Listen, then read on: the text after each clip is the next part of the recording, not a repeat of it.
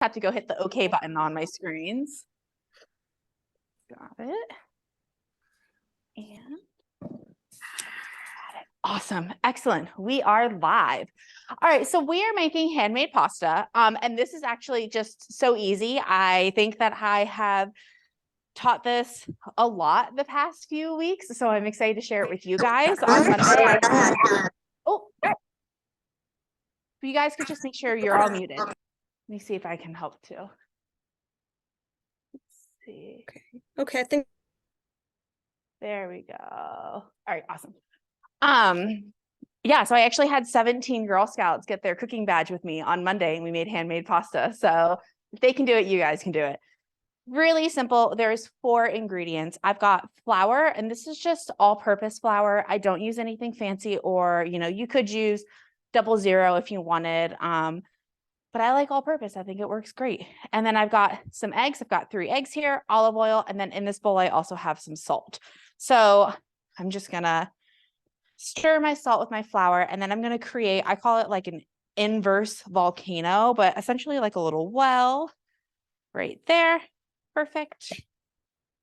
There we go. And then we're gonna crack some eggs. So here's my big question for all of you. Who knows how to crack an egg? And I'm sure all of you know how, but we're gonna talk a little bit about kind of the proper way to crack an egg. So a lot of people crack the eggs on the side of the table or the side of the bowl, but that's actually not the best way to do it.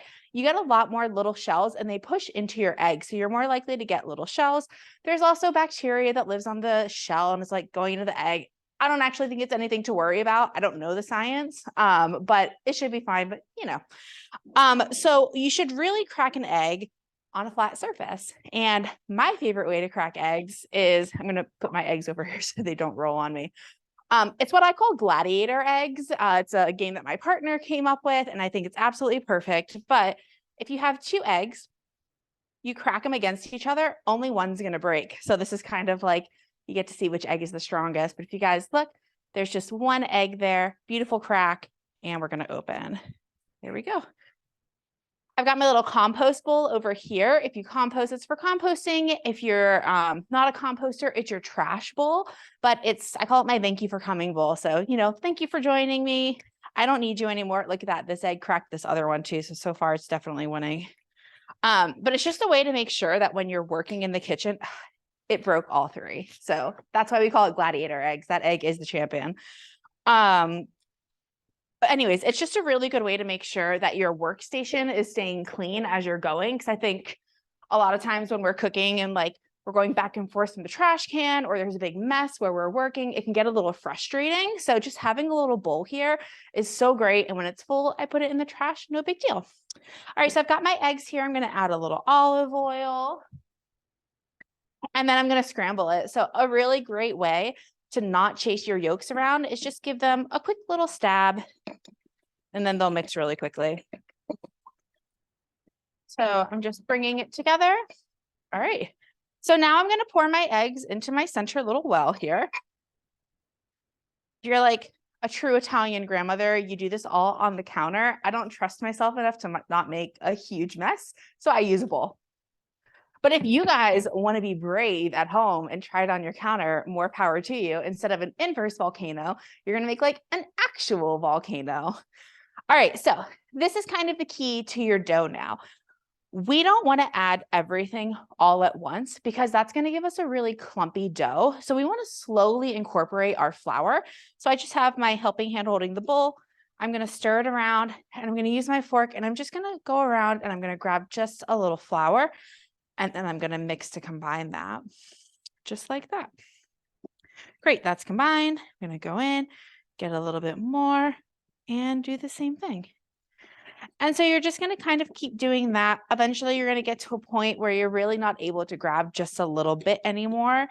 And at that point, you're just going to start using your fork to kind of mix it in together. And when we get there, I'll show you the next step. Whoop, getting flour all over the place, not a big deal. One of the things about making dough is that the environment you're in has a big impact on the amount of flour that you're going to need, like flour to moisture level. So today it's kind of humid out and warm, which is weird. but it's not dry and cold. So it might not need, or it might need a little bit more flour because of that moisture in the air. We'll find out. All right, so I kind of now have a blob. So I'm just going to use my fork and kind of take it around, and I'm just kind of pushing it into that flour. Just doing that. Great. All right, I'm going to clean off my fork. Don't need that anymore. And then I'm going to go with my hands. So here's the thing with our dough. We don't want to spread our fingers, because if you do, you're going to get dough in between those clumps and it's just going to be a huge mess. So try to make a shovel with your hands. I'm just going to scoop under and kind of go up. So I'm kind of going up and over, up and over.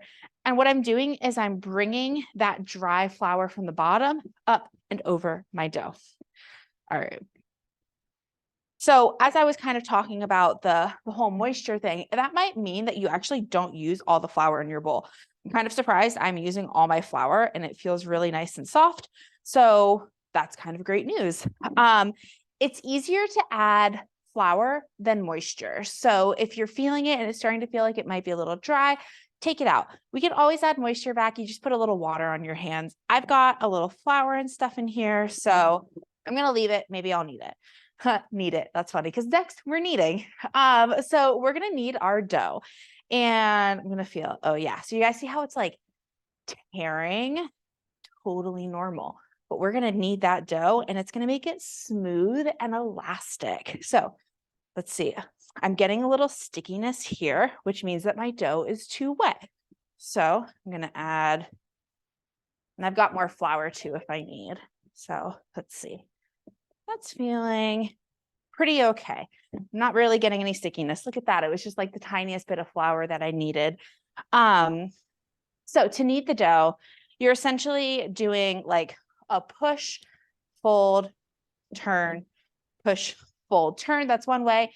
Another way I like to do it for pasta is I'll just use my two hands and I'm just kind of pushing. My island is on wheels, so I locked it and hopefully it doesn't move too much on us. This process takes about, I would say if we're really doing it right, it's like a 10-minute process, but I'm not going to make you guys watch me knead dough for 10 minutes. I'm going to try to get it done in like 5 or so. But we're going to talk about the importance of kneading. So it's actually kind of like science. I'm just feeling my dough. It's feeling good. So when I showed you guys kind of how the dough is ripping, you can see it's not really tearing as much. It's starting to spring back on itself. That's because what the kneading is doing is it's activating the gluten inside the flour. So I don't know how many of you know what gluten actually is, but I'm sure you've heard of it in gluten-free. So gluten is a protein and it's found inside of wheat, barley, and rye. And so it's this protein that comes from the Latin word that means glue. And that's kind of exactly what it does. It's these strands that glue things together and make it springy. All right, so we're just going to keep kneading. And you know it's done when you push it and it kind of pops back out at you. So you guys can see like I'm pushing it, it's starting to pop back out. We're looking good. We're going to give it a few more minutes. Maybe. We'll see. What happens if I don't knead my dough enough? Let's see. It kind of breaks. It's not going to form like a really nice smooth dough. That's kind of one of the keys for handmade pasta. You want it really nice and smooth. So it'll break, it'll tear, and it won't go through your machine as easy. All right. I think we look pretty good. It's like also great to just kind of give kids, it's a great kids thing, make them knead the dough. All right, let's see here. That's looking actually pretty darn good. So it just took a few minutes. And if you look, it's not really tearing when I go against it. A couple more. My counter is moving. I locked it, but not hard enough, apparently. All right. And then if we look, we have this beautiful smooth ball. I push, it springs back. A few more kneads. I just want to make sure it's kind of like perfect, you know? It's handmade pasta. There we go. Smooth, beautiful, elastic dough. Great. I'm going to clean my counter really quickly and we'll move on. Turn down my water and wash my hands. So to clean my counter, this is like my favorite tool ever. It's a bench scraper. So I'm just going to use it. Scrape all this up. There we go. And then because I had raw eggs in here, I'm just going to sanitize it really quickly. I know I'm going to get it messy again, but I don't know. I like things clean. What can you do? I'm just going to give this a quick wipe. Great. Hands. All set. Okay, so with my dough, it has to rest now. So if you go to like the gym or on a long walk or on a hike, your muscles afterwards, they're like really tight. So we just worked this dough a lot. And so it's really tight right now. So we're going to let it rest. And as it rests, it's going to relax and it's going to loosen for us so that we can roll it out. All right. You can just hang out right there.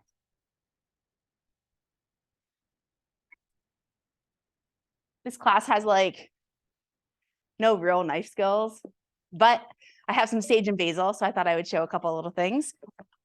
So we are making a really yummy ravioli. It's technically considered a pumpkin ravioli, but I use sweet potato because it's what I had and needed to use. And that's kind of the beauty of cooking at home, right? We get really, really versatile food because we can change a little something to suit our needs.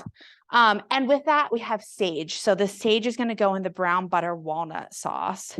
You could use rosemary, you could use thyme, you could use all three. You could use two, you can do whatever you want. You're cooking at home. So I really like these heartier herbs with that brown butter and the walnut. It goes really well. So I'm just going to peel off these leaves really quickly, just taking the stems away. And I'm going to give it a rough chop. Doesn't have to be perfect. And then we're going to chiffonade some basil. The basil is going with the other pasta. So for this, I think I'm going to show you guys like one of my favorite, not tools, but like ways to use a knife, which I call the protractor. That's not what it's actually called. I don't know what it's called, but to me, it reminds me of a protractor in school where you kind of have the point, you go around the board. So this is my chef's knife. And the way you hold it is you take your thumb and your pointer finger and you pinch right here and then wrap your hands around the knife, just like this, right? I got a thumbs up. Thanks, guys. So we're going to hold our knife like this. And it might seem a little scary because you're like, I'm really choked up on that blade. That seems like I'm really, close there. But it gives you a really good control over your knife. If you're holding back here, you can actually feel the knife pulling on your arm. It's not balanced. So here we're really balanced. The knife is an extension of your arm. The other thing is I'm not putting my finger out because if you look, when I have my finger out, I'm hitting my wrist. I'm gonna like, where's my other camera so you guys can see? There we go. Hitting my wrist versus full range of motion, right? So this is how we hold it. And the protractor is really easy. You're just going to put it down, hand on top, and then we're just moving it around. And this is just a way to give something a really easy rough chop. And I think that a rough chop is nice with this. Sage is kind of a hearty, herb. So you could do like the sage fried in the butter, which is pretty good. But this is going to go in at the very end. I'm not really going to cook it long in that sauce. So I just want to chop it up so I'm not eating just really big bits of sage. There we go. Look at that. That's it. So easy. Kids also love doing that. If you're working on knife skills with kids, that's a really good one. It feels pretty safe for them. All right. And then we're going to chiffonade some basil. So I'm just going to pick my leaves, and chiffonade is a term that I learned from Ina Gardner. And it is essentially just a very fancy French word for ribboning. So we're going to ribbon our basil, which means like nice thin strips. It's going to go on top of our orecchiette. So I've got my largest leaf here, and I'm just going to stack my leaves on top of each other, just like this. I love fresh basil. I actually realized you're not supposed to keep it in the fridge. It lasts longer on the counter, which I thought was really interesting. All right. And then now that I've got it, I'm just going to roll it like a little basil burrito. See, a little basil burrito. And then I'm going to chop it. So my point of my knife is not going to leave my cutting board. I'm going to do a rocking motion and I'm going to tuck my fingers just like this. So the reason I'm doing a rocking motion is it's actually, again, like the idea of the knife being an extension of your arm. It's a lot easier to cut when you're doing this rocking motion and pulling like this. I'm utilizing my entire blade versus straight up and down. One, basil's very delicate. You're going to bruise it. The other thing is if we're going straight up and down, we're only utilizing one part of our knife. That part's going to become dull while the rest remains sharp. All right, I'm going to put this in here. That's just for finishing off my pasta. Great. And that's literally it for knife skills. We did it, guys. Nice work. I am going to save my knife and cutting board because I'm going to use it for the orecchiette. But in the meantime, we're going to make some ravioli filling. All right. See how easy handmade pasta is? We're like already halfway there. So we are making a pumpkin, but in this case, sweet potato filling. And again, it's really versatile. So I didn't have any pumpkin left and I had all these sweet potatoes in my pantry and I was like, I think I'll use that instead. So I roasted my sweet potato until it was really, really soft, but you could use pumpkin, you could use canned pumpkin as long as it's just 100% pure. That's totally fine. You could also use butternut squash or any other squash that you have. So again, really versatile and just easy to kind of use what you have on hand. I've got ricotta cheese in here and I've got some Parmesan cheese. Gonna add some red pepper flake because I like a little heat. If you don't have to. I'm gonna add a pinch of salt. We're gonna add a little pepper. Fresh cracked is best, but if you don't like fresh cracked, you can use already cracked, or you could just not put pepper in at all. My sister doesn't like pepper, so we never put it in things. All right, and then I have to crack an egg. I'm actually gonna get my gladiator and see if he can also defeat this egg. Oh, he has died in battle. So he didn't make it to the end of the class. That's all right. All right, so we're gonna crack that. That's gonna go there. I'm gonna give my hand a quick wash. There we go. All right, and then the star of my ravioli filling is confit garlic.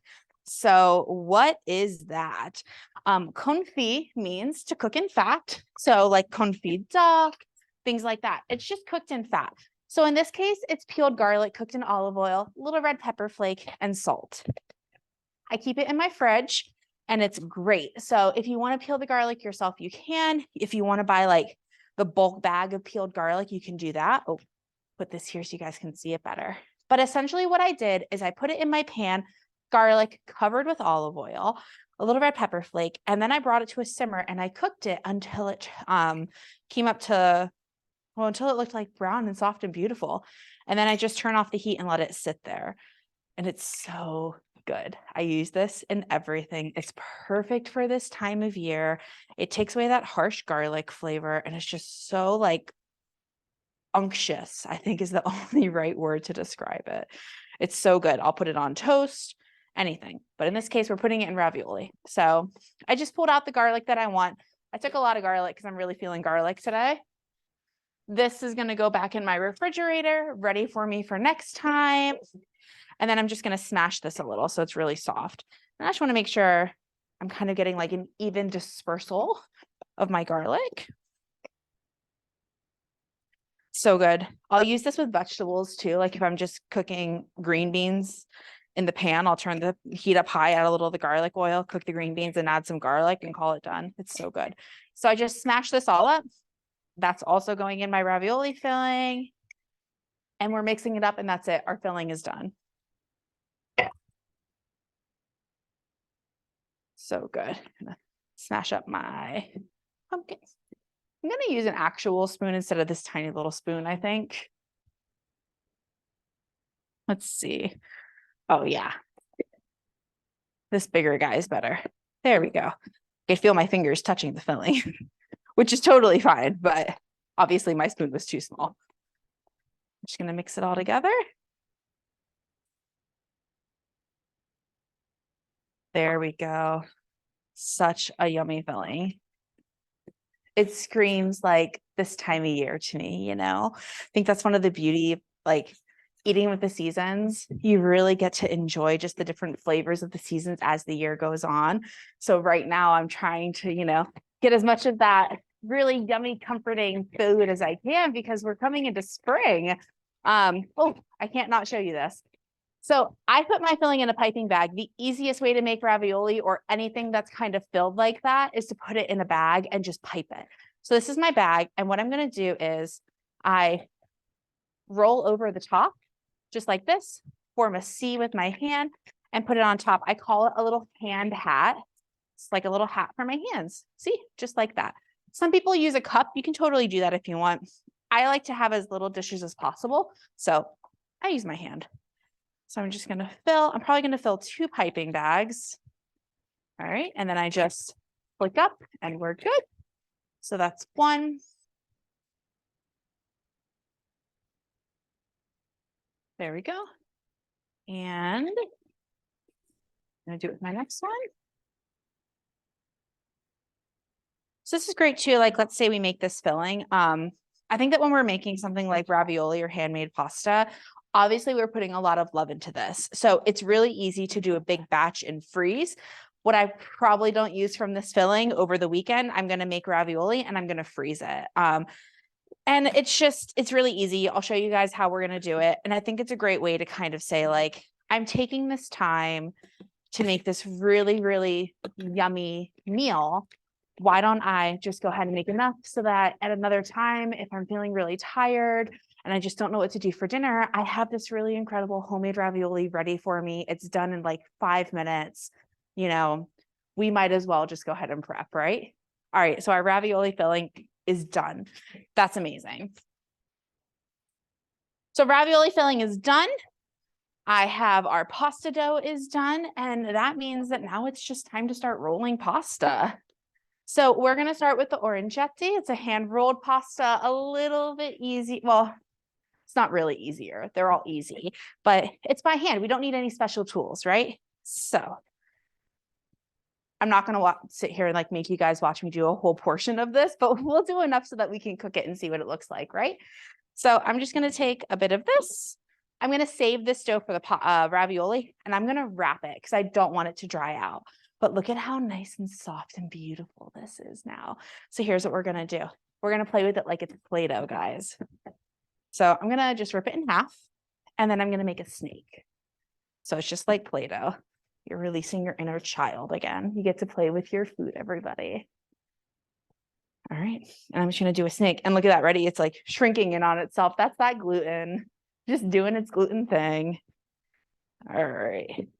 And so I'm kind of taking my fingers. I'm starting together. And then as I move out, I'm pulling them apart. It's getting kind of long. I'm going to rip it. There we go. Yeah. That looks great. Okay. And the second one. Perfect. Great. And then I'm just going to cut like 1/4-inch pieces. Great. There we go. And now we shape. So all you do is you take sharp end of your knife away, put it down at like, what angle is this? 30 degrees. You're just going to pull back. And then, oh, that one was too sticky. Whoopsies. All right, let's see here. Let me roll him in a little flour. There we go. Angle, pull back, and then you just flip him over, kind of like a little hat for your thumb. And that's it. He's done. We're just going to do that. We're going to make a few. So this is like really easy. If you didn't want to use a chef's knife, like a big knife, you could use a regular like butter knife would work just as well, which would be great if you wanted to have some kids help you with it. It's very hands-on. It's really fun. And then just right like that. And that's it, our little hats.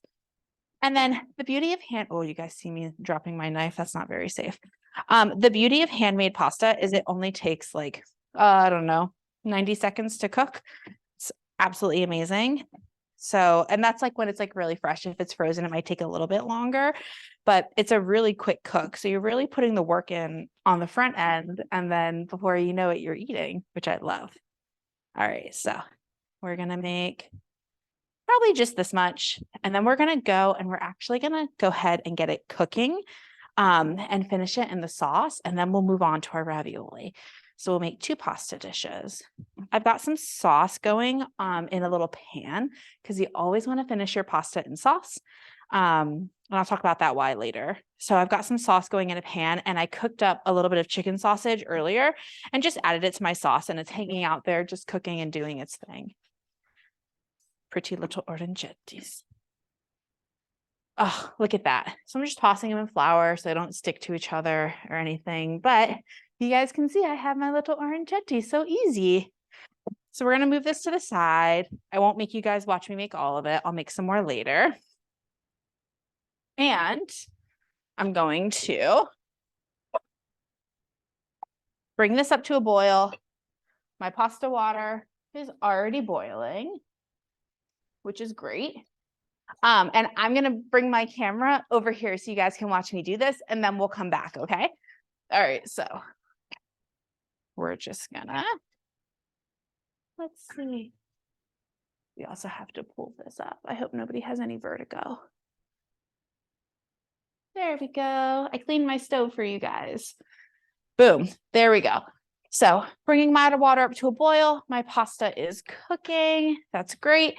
While this is happening, I'm just going to set up my pasta roller really quickly.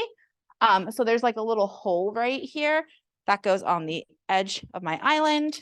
And then this goes right between if I loosen it up enough. There we go. And then we're going to tighten it. And that's just going to keep it from moving around on us while we're working.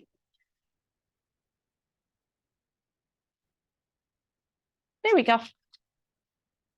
All right. And our water is boiling over here, and that is simmering.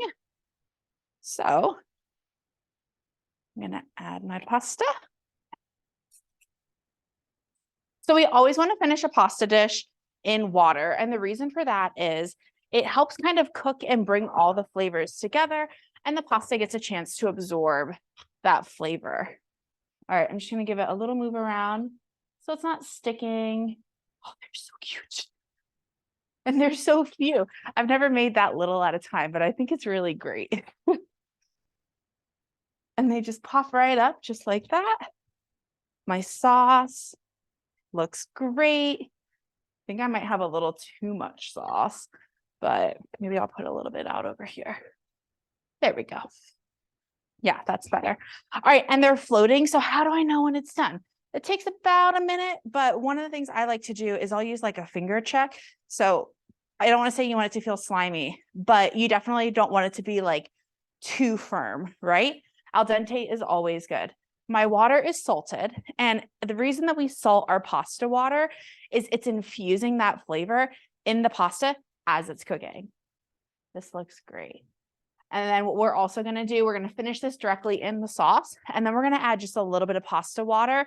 The starch in that water is going to go into the sauce, mix it up, and just really makes it really come together in a great way. All right, so my pasta is done. We're going to add it into our sauce, and I'm kind of like grabbing some water and flicking it in there as I go. There we go. Look at that. So we're going to let it finish cooking for like, I don't know, 10 seconds. There we go. It's all tossed together, looking beautiful. We're going to put it on our plate. I'm going to finish that with a little Parmesan. Can you see? There we go. A little Parmesan, a little fresh basil, and there it is, some handmade pasta. So we're going to put this here. I'm going to bring my camera back. Ready? We're going for a ride. You guys can see my nice braids. There we go. And this is actually good too, so we can see the rolling process. But ta-da, look at that, orecchiette, so quick. We made this in like 30 minutes, so it's definitely easy and a lot of fun to make. So I'm going to put this to the side for later. That's great. And then we're gonna make some ravioli. Just gonna move a couple things. Get myself ready. There we go. All right. So this is my ravioli press.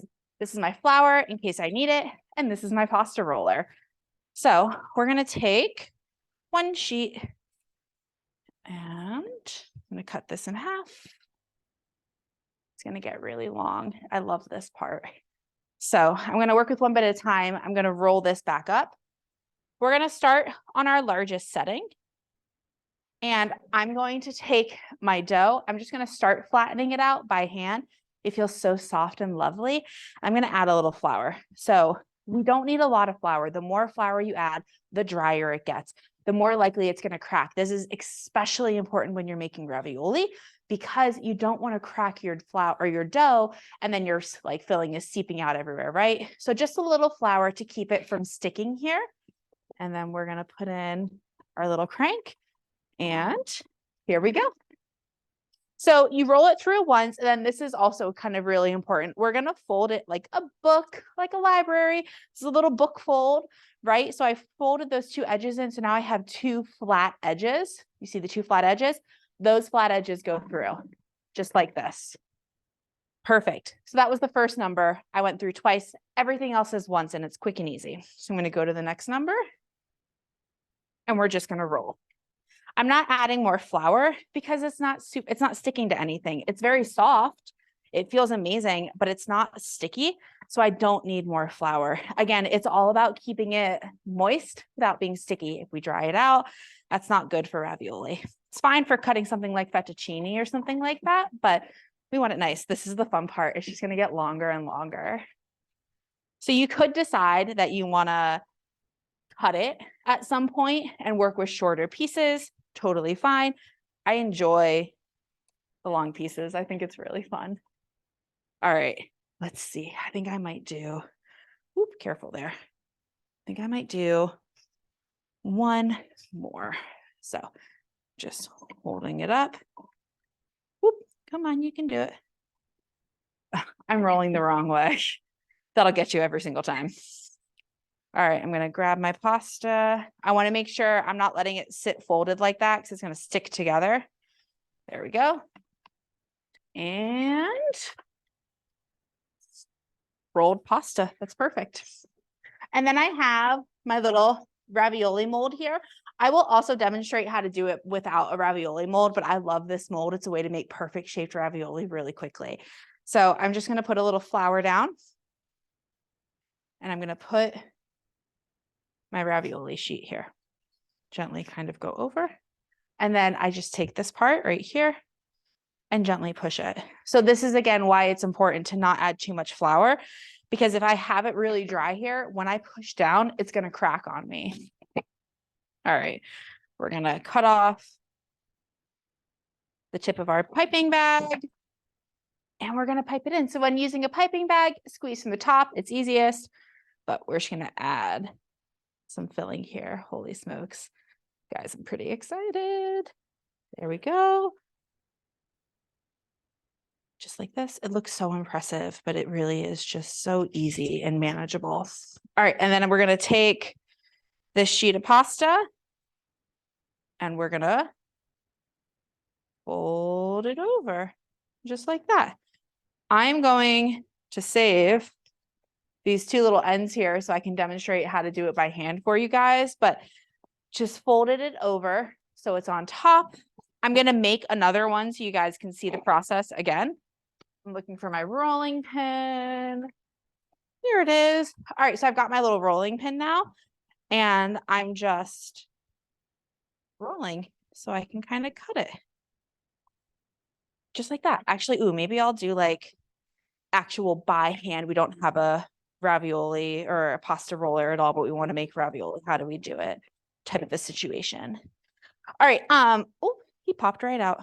So unfortunately, this dough here, you can't really use it. It's been worked. It's pretty thick. You could cook it if you want to, but it is like really thick. So it's going to be really doughy.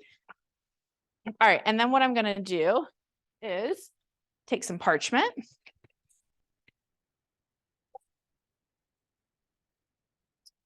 my parchment right here. Actually, I want it to be like all impressive, so that you guys can see it here too. So all we're gonna do, I'm gonna add just a little flour to keep things from sticking, and then we flip it. And look at that, just give it a little shake. And we have ravioli. That's so exciting. All right. I put it on parchment paper because all I have to do then is pick up my parchment paper and put it in the water. Normally, I would also put this on a tray. But of course, I used that tray for something and it's dirty and I didn't get a chance to wash it, but that's okay. But look at these little raviolis. Aren't they so cute? And they look so perfect, but it was so easy. So let me show you really quickly how to do a ravioli completely by hand, and then we'll make one more of these. So this makes a dozen, which is really perfect. I'm going to make 2 of them, but let's pretend that we don't have that and we still want to make ravioli. What do? So a little bit of flour, got my rolling pin, and we're just going to roll by hand. So when you're using a rolling pin, this is a French rolling pin. It's my favorite. I feel like you have the most control over it. So you're just center up and then center back. And so I'm just going to keep doing that. And I'm rolling back and forth. And the reason I start in the center and go up and down and side to side is that way, if I start down here and I go up, I'm literally moving the dough over the entire surface instead of just halfway, right? That's more work. So we're really trying to think about ways to do stuff where we're not working harder, we're working smarter. All right. So I've got my pasta dough. It's relatively thin. And what I'm going to do is put some filling here. I'm going to, I might make like a half moon or something. I'm going to fold it over and then I need to cut it. No, if I actually have a cutter in here. I thought I did. That's too small. Ah, here it is. That's my baking drawer. It's a little messy, but we make it work. All right. So I've got my little cutter. I'm going to put it here. And so I don't know if you guys can kind of see, I'll hold it up here. But as I'm putting it in, you can see that I'm leaving that edge there. That's going to give me that little half moon shape. And I'm doing that because of how I folded it. So we're going to just cut here. There we go. And then I'm going to use my fork and I'm just going to make sure all my edges are sealed. It's a big ravioli. It's pretty exciting. There we go. And you can like do these too if you want. And that is how you can make your ravioli by hand. It's a big one, but that's okay. All right. So I'm going to put him here and we're going to roll out and make one more sheet. And then we're going to make our sauce. I just dropped this on the floor, so that's definitely not going to get reused. That over there. All right, let's roll. So we have our dough and we're going to do it again. So I'm going to go back to here. And so one of the reasons I'm not rolling all my pasta and then making the ravioli is because of the whole idea of drying the dough out, right? You can do it if you work fast enough, but you're probably going to dry your dough. Just checking the time. All right, so just a little bit of flour and here we go. I actually wonder if I can get a little bit more on this because this seems like it's more pasta dough than last time. So we might cut this one in half and see what happens. All right, and we roll. This is like a fun thing too if you have someone that you live with, your husband, your boyfriend, your partner, your girlfriend, anyone, children. This is a really fun group activity, I will say. I do enjoy it. I was a nanny in my previous life for about a decade, and I loved working with the kids in the kitchen and cooking with them, obviously. And the little boys loved pasta. It was their favorite food in the world. And so one day I was like, you know, you guys just need to learn how to actually make pasta. So I taught them. I'm just going to cut this because it is getting a little bit longer and I want to try to get some extra ravioli. So I taught them to make homemade pasta and it kind of changed their life and mine because they were like, we want it all the time. And I'm like, great, you can make dinner. But for pretty much my entire nanny career, I kept a pasta roller in my car. All right, let's see. It's so beautiful today. Sometimes your dough's a little drier than other days or something, but today the dough looks really good. All right. I'm gonna save this right here. We're gonna make some more ravioli. Kind of feel like I have a very small kitchen. I don't know if you guys could tell, which I think is hilarious as a chef. I have like a huge kitchen on the farm, but my kitchen at home is just as tiny as could be. I might get a sheet pan though. All right, so we're gonna go over. We're gonna put this right here. That's great. I'm very gently pushing. I don't want to push too hard because I don't want to poke a hole in it. And all it's doing is it's just really gently stretching that dough. So again, why it's so important to activate that gluten in there is because if we hadn't and you're trying to make this ravioli, it's just going to break. All right, I'm going to take off this rubber band because this bag is empty and I'm low on rubber bands. So I'm going to save it and it's less wasteful. So I should save it. It's going to go in my everything baking drawer and we will set the next one. There we go. All right, great. And then we're gonna fold over. Okay, I don't know if you guys can see this or not, but I have a hole in my pasta. What am I gonna do? I am not gonna panic. So I have a little hole here. Let me move this. I have a hole here. I'm just gonna flip this bit over and there, not a problem. We're all set. Very forgiving. I am gonna get a sheet pan though before I flip this out because I'm not going to eat all this ravioli. So I should freeze some. Or maybe I'll cook it and my boyfriend can have a later. We'll see how I feel. Oh, look, it's popping out already. Right. Just a little bit more. There we go. Amazing. All right, let me just get a sheet pan really quickly.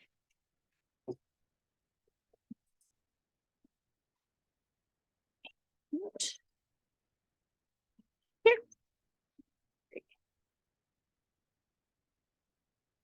All right, I'm going to try to pick this up and move it without spilling all of it. So I think we got it.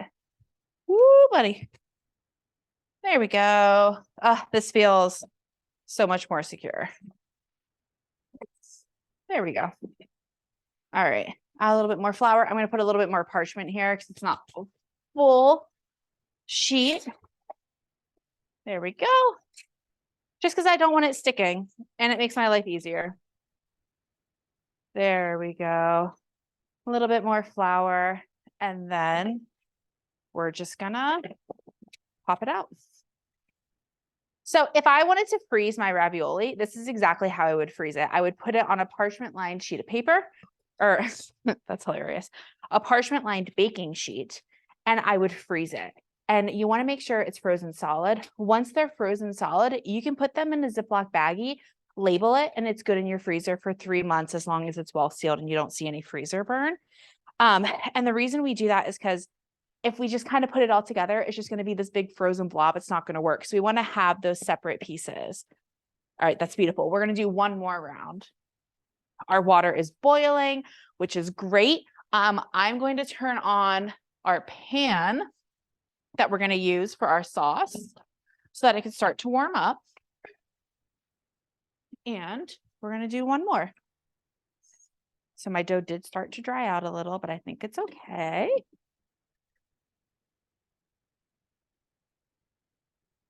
There we go. All right. This looks like it's not going to be enough for a full sheet, so we'll do a half sheet. So I'm going to come here, or we could probably do 8, I think. All right. I have a little hole here that I noticed. So I'm going to rip off some of this and just put it here. So I just ripped off where I knew it was kind of not going to make ravioli and just put it over that little hole I saw. And then I'm just going to gently push down. Perfect. It fixed it. No problem. So forgiving. I love food that's forgiving because I think it makes cooking that much more fun. You're not stressed about it, right? All right. One more. Perfect. And we're going to flip over. Great. Pushing down. And there you go. some extra ravioli. I don't know if I'm going to cook all of it. I haven't decided yet. All right, we're going to rip this off. Perfect. Put my sage over here so I don't forget about it. And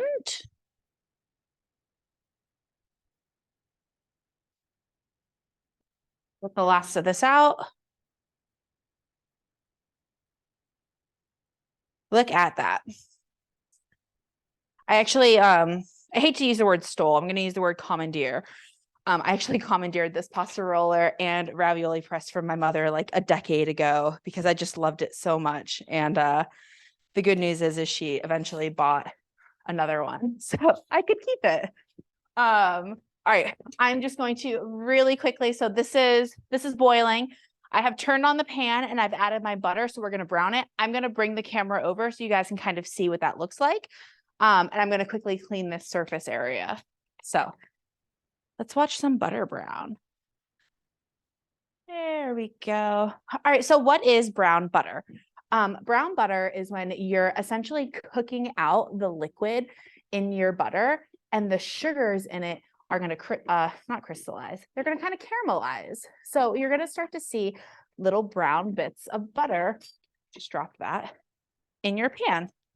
All right. So we're going to take this. Put it here. And I'm going to wait to cook my pasta until my sauce is pretty much done. Because again, it doesn't take very long and I don't want my pasta to get overcooked. And I also don't want to burn my butter. So that's kind of like the one thing when you're cooking brown butter. And I'm very grateful for my dual screens. So I'm actually watching it cook right now.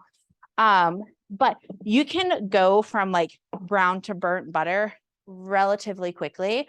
So you just really kind of want to keep an eye on it. Telltale sign that you're approaching done is you're not going to hear the bubbles anymore. The bubbles are the water evaporating, right? So it's going to get really quiet and you're going to start to see little brown bits. So for this, we're making a brown butter walnut sauce. So I'm looking for the butter to finish melting. And then I see some of this foam is starting to form on top. That's when we're going to add our walnuts. So I'm going to wait for the last of this to melt and can use my spoon to kind of help speed up the process because that was a cold stick of butter, right? And I'm adding my walnuts before it's fully browned because I want my walnuts to cook in that sauce. I want those natural oils to be released. If you're allergic to nuts, skip it. Just do brown butter. Maybe add a little extra garlic, right? All right, so I'm starting to see it foam. So I'm going to add my walnuts. You can chop your walnuts. You can do pecans. You can do almonds. I got pre-chopped walnuts because it's easy. Just going to move this. And we're going to give the counter another quick clean. Who knew making pasta at home was also so quick and easy to clean up, right? I will be honest, it took me years of practice to get this clean, but I have faith in all of you. All right, I'm going to save my filling. I might make pierogies with it if I'm thinking what I want to think. I'm like, I have some sour cream and my pierogi dough has sour cream in it. So I'm kind of debating doing that. All right, look at that. We have a beautiful clean island. Our walnuts are cooking. Our ravioli is done. I'm not going to cook the big guy. All right. We're going to put this pasta dish right here. And we're just going to cook. And so this is it. So it smells so good. I'm not seeing any brown, which is fine. Not a problem at all. If you cook your, if you have your pan up higher, you might find it's going to brown quicker, obviously. You kind of want to be patient with it, I think. I mean, it's not like it takes a long time, but don't feel the need to crank it up really high just to have it done in like a quicker time. Let me grab my plate for this. Great. Ooh, it smells good. And I'm starting to see brown. So you guys see these little brown bits here. I'm gonna bring it up closer so you can see. But do you see how there's like little brown bits in the pan on the bottom? See, there we go. Very few, but it's starting to happen. So what I'm gonna do is I'm gonna cook my ravioli. And I'm gonna put this here and I'm gonna pick it up. We're not gonna cook all of it because I don't think we need all of it. We're gonna cook most of it. Look at this, you just pick it up and in it goes. Just like that. The rest of this, I'll probably freeze or put in the fridge and do like a quick lunch tomorrow. It can go in the fridge for a day or two. No problem. All right, we're gonna give this a quick stir so nothing sticks. Great. And we're gonna look over here. We have brown, it's looking great. It's not yet done. I'm still hearing some of that bubbling, which is perfect because I just put my ravioli in, right? So we're gonna give that. I actually think the timing on this is gonna be perfect, which is pretty cool. Last time my sauce finished way early and I had to take it off heat, and that's not a problem. So if your sauce is done early, just remove it from the heat. You can put it probably like in another bowl just so it doesn't keep cooking, but then finish it back in that pot. So keep the pot dirty and then add some pasta water and that sauce and the ravioli and you'll be good to go. All right, I'm not hearing anything anymore. It's browned on the bottom. It looks beautiful. Smells beautiful. I just realized there's no salt. I used an unsalted butter. So I'm going to add some salt. I'm going to add a little pepper. And then we're going to add that sage. It's sizzling. So what's happening is the oils in that herb are being released. That's great. Smells amazing. All right, I turned off my heat. And we're going to add our ravioli. I'm going to do it this way. No, we're going to keep it this. No.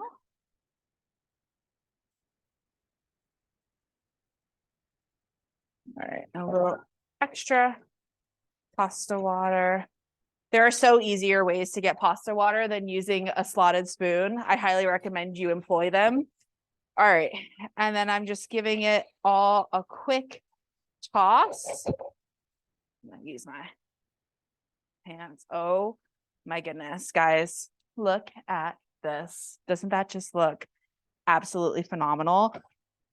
I'm pretty excited. All right, we're gonna come back over here. Ready? Ooh, glad I cleaned my floors. There we go. All right. And look at that. So I'm gonna finish it with some fresh Parmesan. That looks amazing. And then ready to plate. So I'm just gonna grab my little plate. Scoop it up. And a little extra cheese on top never hurt, right? And there you go, you guys. You have just made, well, I have made, and you have pretended to make, but learned to do, homemade pasta with orecchiette and a great ravioli. And that's it. And it hasn't even been an hour. It's pretty awesome. Did we lose Jennifer? Does anyone have any questions for Kelcy? This is a lot of fun. Thank you. Yeah. It's fun for me. I love letting you guys watch me make dinner. Like, this is great for me. Well, you covered everything. I thought I'd have questions, but I don't have any because you just answered everything as you went.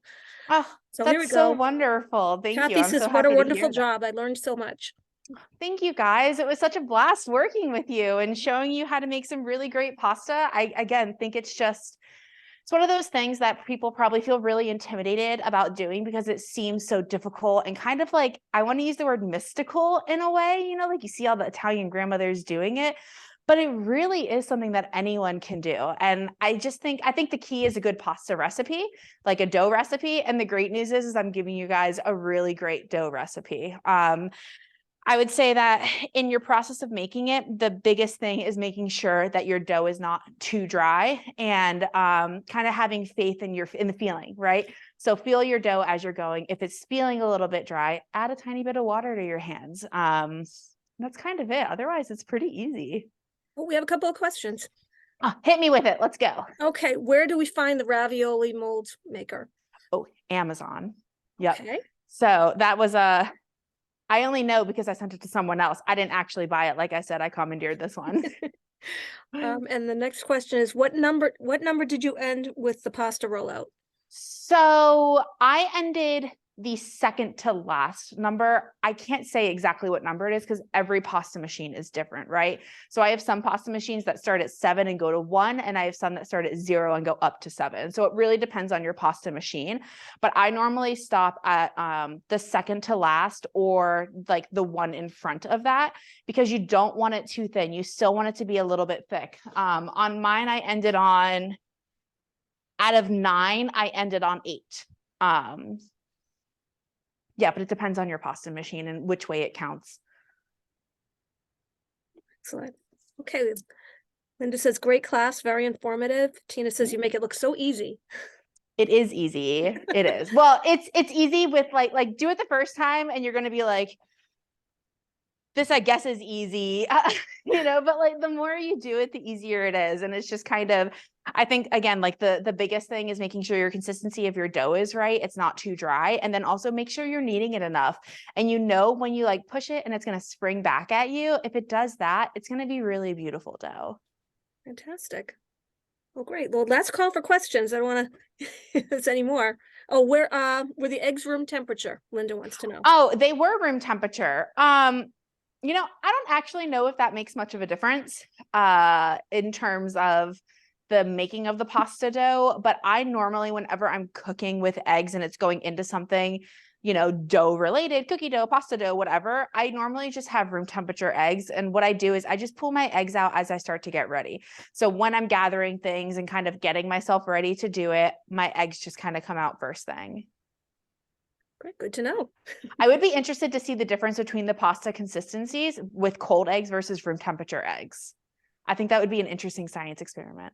I might do that I teach middle schoolers. And I love doing science experiments with them to see, like, does it really matter? And this sounds like exactly like something we should be doing. So I'll get back to you. Great. Well, this is really terrific. Thank you, Kelcy. Thank you I'm sure so we'll see you much. again. I want to thank everybody for coming tonight.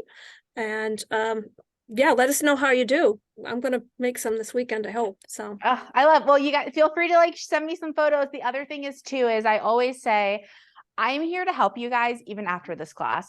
So if you're doing it and you're like, you have a question about something or you don't understand a step, email me. You can message me on Facebook or Instagram, whatever you have. I'm here to help you. So please do feel free to reach out if you have a question. do you want me to throw your email address in the chat? Yeah, that'd be great. It's cooking with Kelcy, KELCY @gmail.com.